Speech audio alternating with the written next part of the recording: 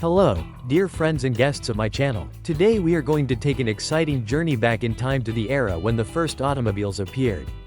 Imagine a time when roads still belonged to horses and people dreamed of something more. Are you ready? Then let's go. Our journey begins not with gasoline, but with steam. In 1769, French engineer Nicolas Joseph Cugnot created the first self-propelled cart, steam wagon.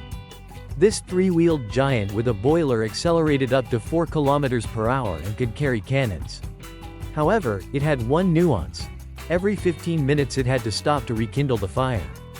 And during one demonstration, it crashed into a wall, possibly the first accident in history. The turning point was 1885, when Carl Benz built the motor wagon, the first gasoline-powered car.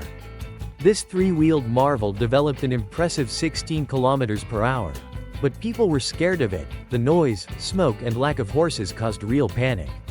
Carl's wife Bertha secretly drove it 100 kilometers, becoming the first female driver and the first motor tourist.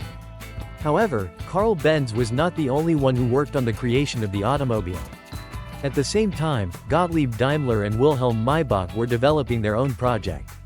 They created the first motorcycle and later the first four-wheeled automobile, which also became an important milestone in the history of automobile construction. For a long time, automobiles were only available to the rich. Henry Ford changed all that.